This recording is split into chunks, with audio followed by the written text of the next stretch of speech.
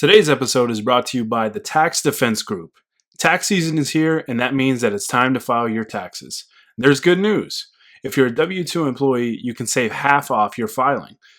All you have to do is call the Tax Defense Group before April 15th, 2020, and mention that you saw this ad on UCAS Studios. Millions of Americans will get money back after they file, and you can be one of them.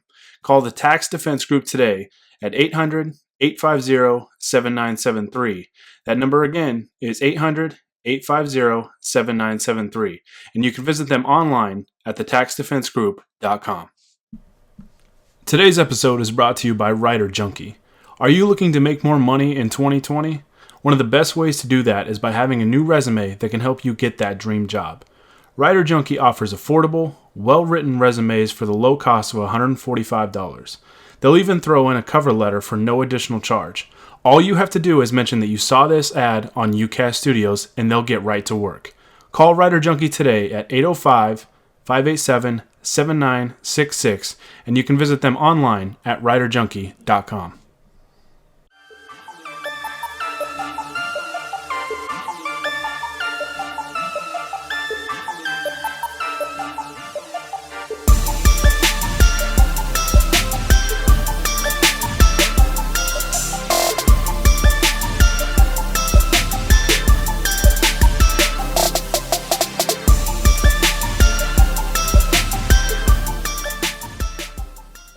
What's going on, everybody? Welcome into another episode of the Lakers Outsiders weekly podcast alongside UCAS Studios. I am your host, Gary Kester, here with you as always. Today's episode is brought to you by the Tax Defense Group and WriterJunkie.com. Got some news to talk about today.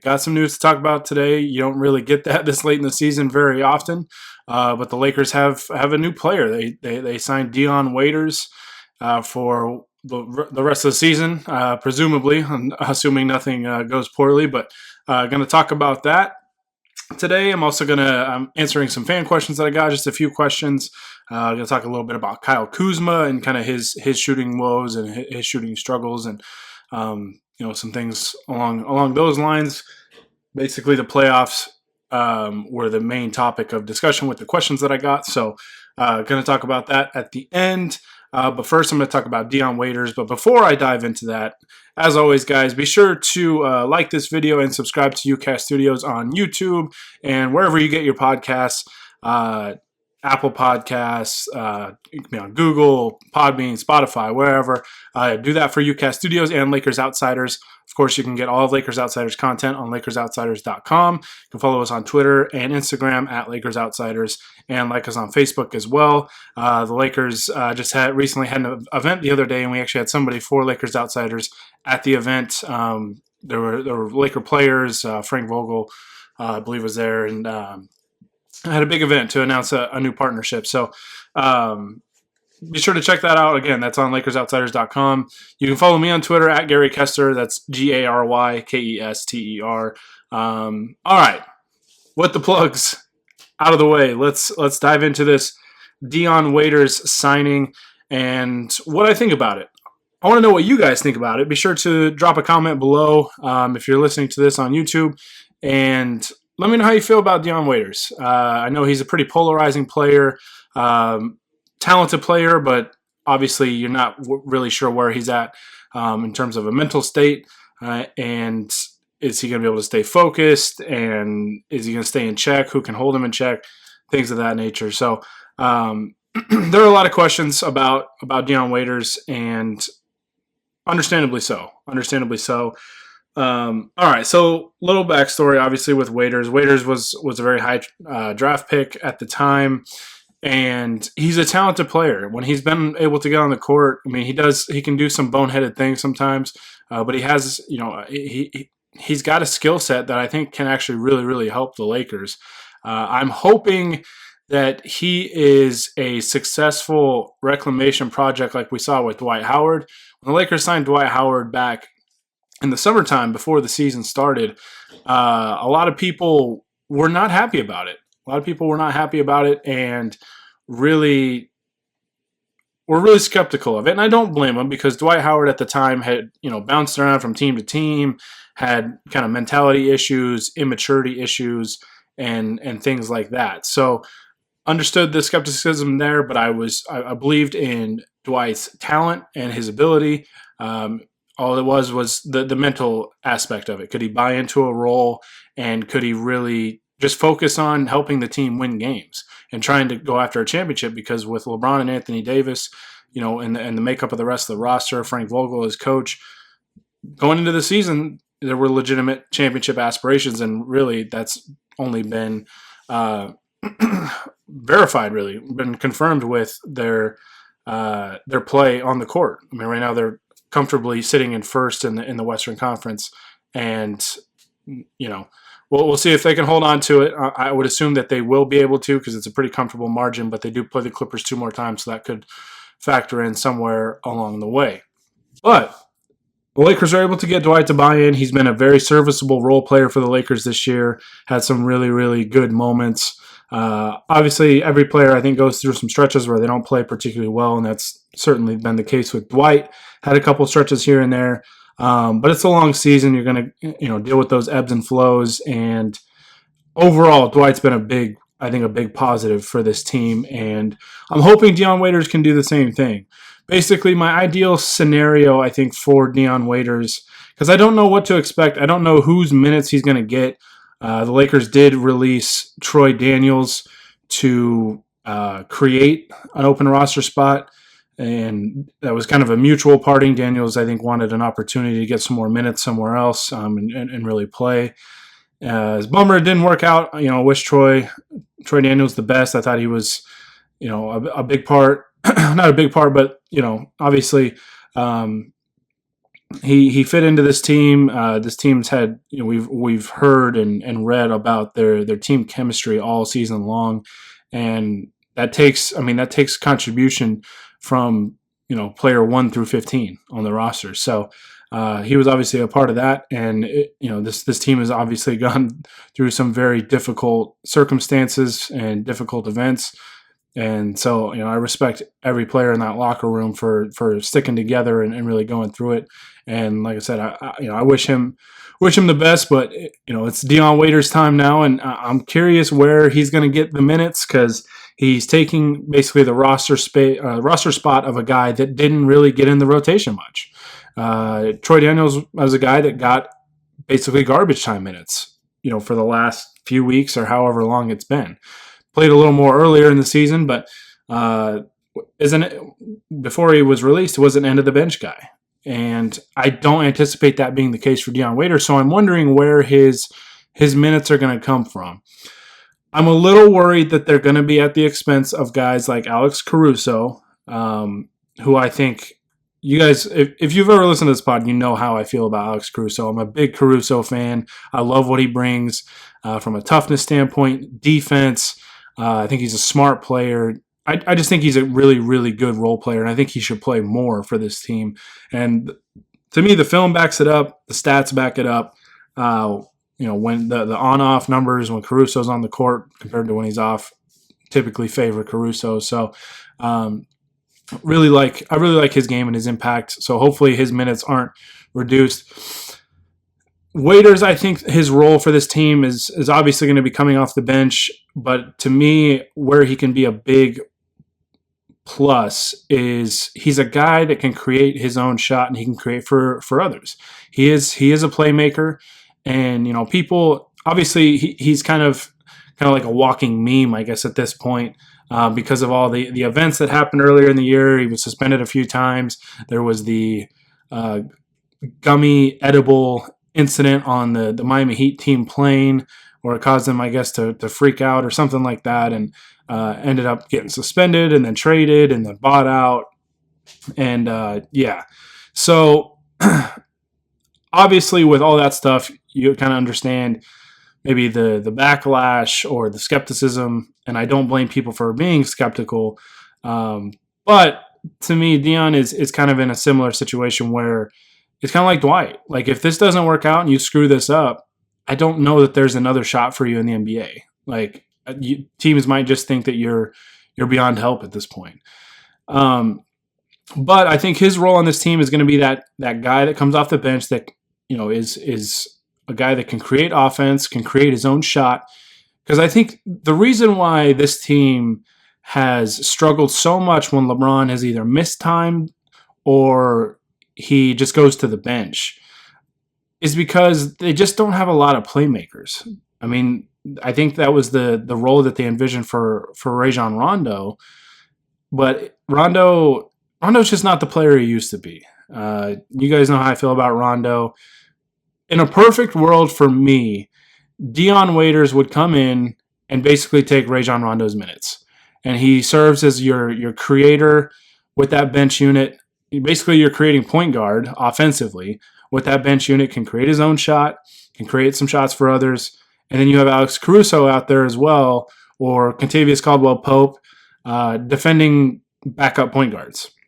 KCP is going to get some run with the kind of the starting group in Avery Bradley's place, with those lineups getting staggered like different points throughout the game. So I'm not worried about KCP's minutes or anything. To me, in a perfect world, Waiters gets signed is signed. Waiters gets the. I'm thinking of something I'm going to talk about in here in a minute, but to me, if Waiters could take Rondo's minutes and you kind of phase Rondo out of the rotation, and he basically rides the bench with Quinn Cook. I know some of you don't agree with me on Rondo, but if Waiters could take Rondo's role, I think that'd be a great fit. Honestly, I think it'd be a great fit because I think Waiters is offensively much more potent player than Rondo. Rondo's guy never even guards him, man. Like, kills floor spacing. I think he kills ball movement because he pounds the ball into the floor looking for assists. Rondo, a number of times this year, has passed up open layups or open, 8 to 10 footers because he's looking to pass the ball. I think having a scoring threat in that position, that plays Rondo's minutes, I think would greatly, greatly help this team and help the second unit, and things would fall into place a little more naturally. I think if a guy like Waiters got Rondo's minutes. So I'll be curious to see whose minutes he gets, where he fits into the rotation. That's what I would do personally.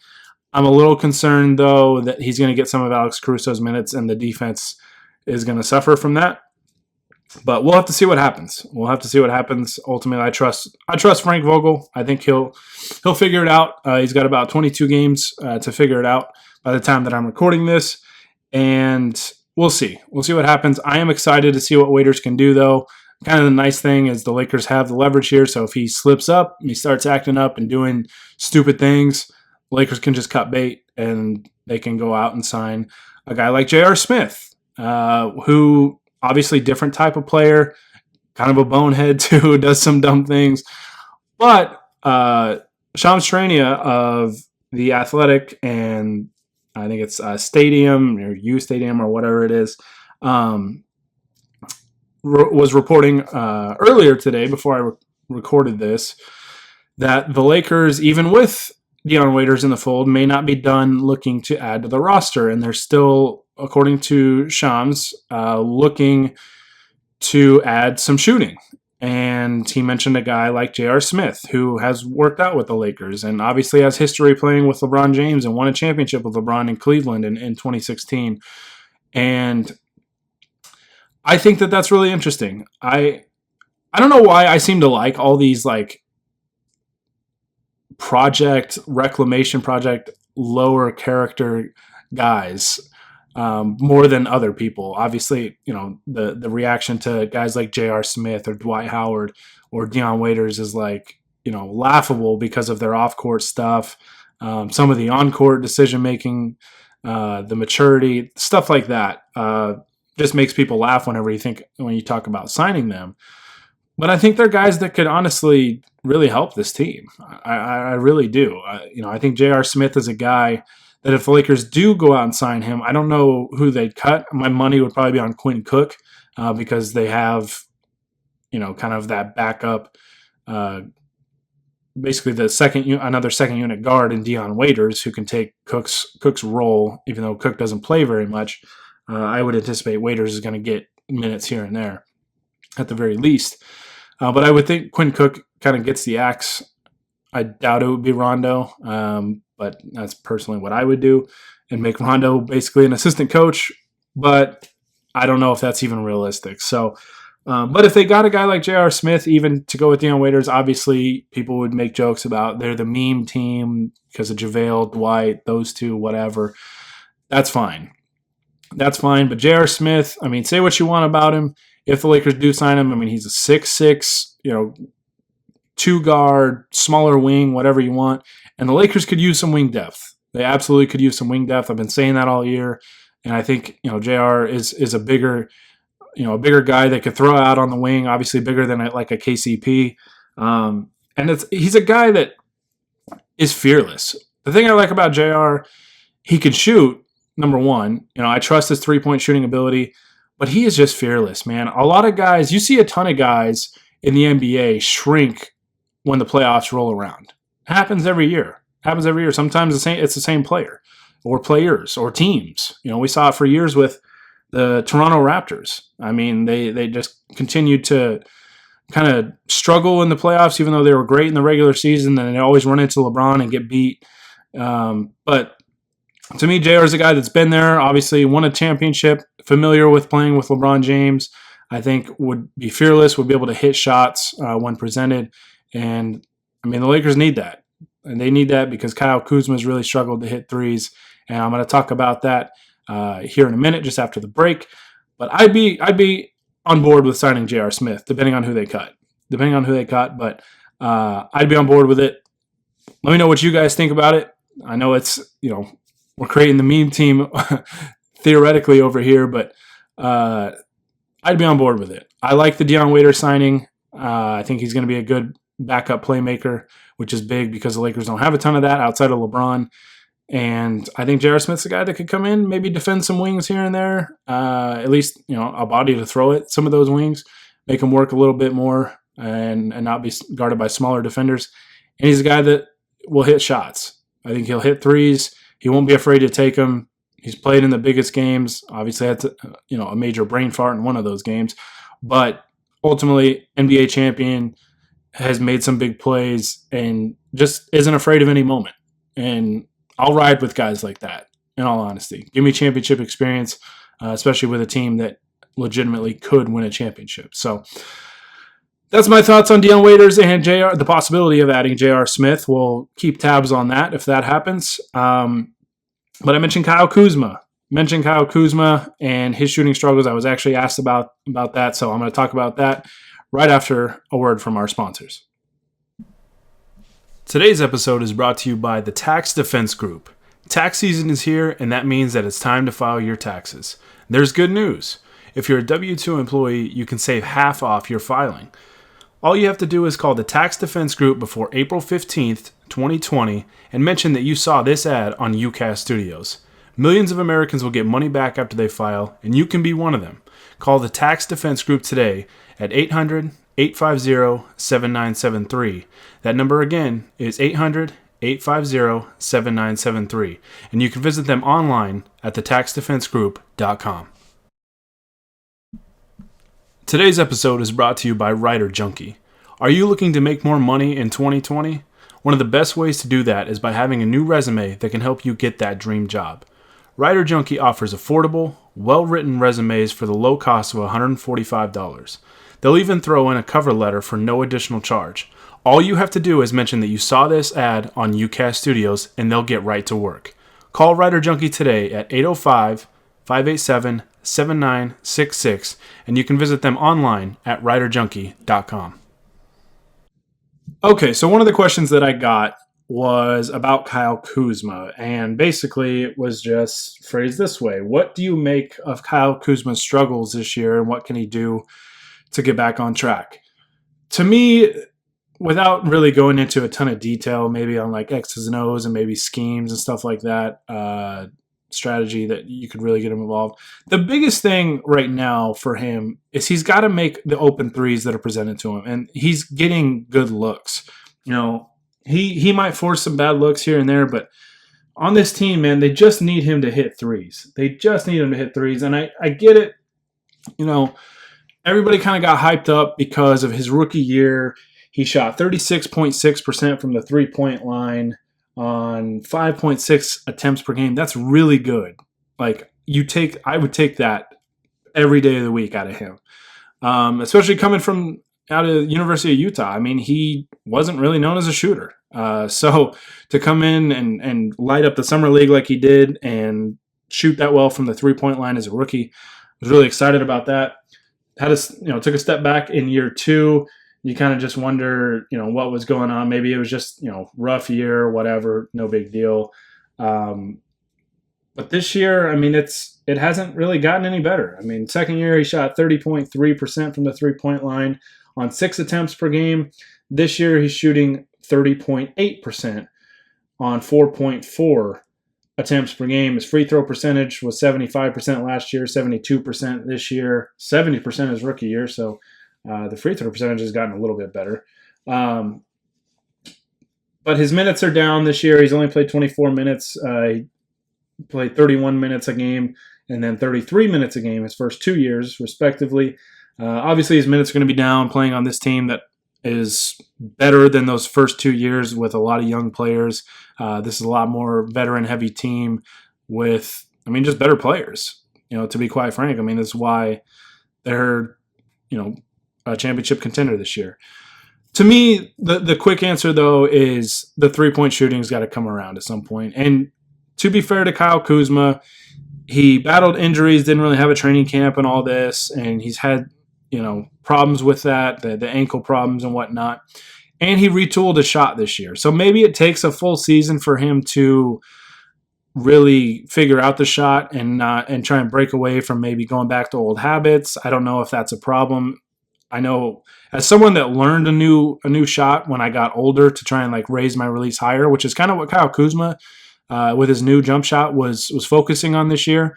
It can be very hard. It can be very hard to make that routine and make it a habit and just make it natural. Your muscle memory, makes you want to do things one way, and you almost have to fight that. So it can really throw you off.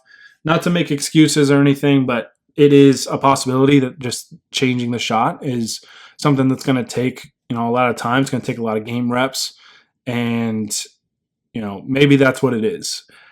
But bottom line is he's got to start hitting threes. Got to start hitting threes. Got to start hitting those jumpers because once he hits, if he can hit those threes at a high rate, teams are going to close out hard on him. He's going to be able to have more opportunities to cut towards the basket because defenders stay tight on him. Closeouts, attacking closeouts off the dribble. He can be a 3-level scorer when that's the case. And yeah, to me, it's the shooting. The shooting's got to come around. He's got to hit open shots. We know he's capable. That game against Oklahoma City earlier in the year, the Lakers were without LeBron, Anthony Davis, and Danny Green, and Kyle Kuzma went nuts, just went absolutely nuts. The Lakers as a team went nuts from 3 in that game and got a very surprising win. That still might be their best win of the year to this point. But like I said, to me, it's the 3-point shooting. That's got to come around, and the Lakers are going to need him. The Lakers don't have a ton of depth on the wing. Basically, Kuzma at this point now with Markieff Morris in the fold is the backup 3 behind Danny Green or LeBron, however you want to look at it. And he's got to produce. If this team wants to win a championship, they got to get a little more out of Kyle Kuzma. He's just got to be a more efficient scorer, I think, especially from the 3-point line. That would be huge. That would be absolutely huge if they can get that. So that's my thoughts on the Kyle Kuzma struggles. At this point, this just might be what he is. You never really know. I hope being patient with him pays off, but I'm just not sure. I'm not sure he makes it past the summer if he keeps playing like this. In all honesty, the Lakers might look to move him. So we'll have to see. But to me, if he can start hitting shots and be, just hit the open shots. Hit the open shots that are presented to you at a much more efficient rate. I think that'd be a big development for the Lakers. So we'll see. Fingers crossed. All right. So that was kind of one of the 4 main questions that I got. 3 more questions that I'll kind of run through and then I'll get out of here. First one was your preferred first round matchup in the Western Conference playoffs for the Lakers. So assuming the Lakers get the 1 seed, which I think that they will, they'd take a pretty big collapse to not hold on to that 1 seed, but it is possible. Like I said, they play the Clippers 2 more times. I still just the Lakers schedule the last month of the season. Once they get past, I think March 17th, they should mow through that schedule, even though they might be resting guys. For me personally, my preferred matchup is the Memphis Grizzlies. And that's no disrespect to the Memphis Grizzlies. I actually really like what they've done the last couple of years. Right now, they're 31-31. They've got some good young players. Ja Morant, obviously, is a stud. He's going to be really good, for a long time in this league. They got Brandon Clark, Jaren Jackson. They've got a good, solid young core there. They've got some really nice pieces, and they've been a very surprisingly pretty good team this year. So with that said, though, they're so young. They're so young. They might, and I know, you look at kind of a couple of the matchups they've given the Lakers. I don't want to say problems, but they've really hung with the Lakers, I guess. They beat the Lakers here recently, but the Lakers, honestly, look like they really just didn't care about that game. Conspiracy, like if you're a conspiracy theorist, you would say they were tanking that game to make sure that Memphis gets the 8 seed, because they went out and they beat New Orleans the very next night, I believe, and looked impressive doing so without Anthony Davis. So it was like seeing 2 totally different Laker teams. But to me, Memphis, I think they're obviously young, fresh legs, fast, can play fast and stuff like that. They're just too young. I think they're just too young to beat a LeBron James and Anthony Davis-led team in the playoffs. Just my 2 cents. Like I said, it's no disrespect to Memphis. I do think they have a bright future in this league. And I've been a Ja Morant fan since he was at Murray State. So, again, no disrespect to Memphis. I just would prefer not to see Portland. I don't want to see Damian Lillard in a series. I don't know that they would have enough to beat the Lakers, but whenever you got a player like Damian Lillard, you got a good player like CJ McCollum, they're getting Yusuf Nurkic back. That's just a matchup I would prefer to avoid in the first round. But we'll see. Memphis right now, as I'm recording this, has a 3.5 game lead. About 22 games to go for them. 20 games to go. So still time for them to lose that, but they've been sitting pretty comfortably there. And that's the first round matchup I would probably prefer. I would just basically at this point just want to avoid Portland. If it's Sacramento, San Antonio, the Pelicans, or Memphis, I'm good. I think the Lakers will mow through any of those teams. Portland, I still think they'd beat, but it'd be a much more difficult time because of Damian Lillard. All right, preferred seeding in the Western Conference. So this is really interesting, kind of looking at the playoff seeding and kind of rooting for certain things to happen. Obviously, you want a route where the Clippers have to beat 2 different teams to meet you in the Western Conference Finals. You don't want them to be the 4 seed and you play them in the second round. Either way, I think you're going to have to go through the Clippers. Either way. So right now it is Lakers 1, Clippers 2, Nuggets 3, Rockets 4, Jazz 5, Thunder 6, Dallas 7, Memphis 8. So my preferred seeding would be Lakers 1, I'd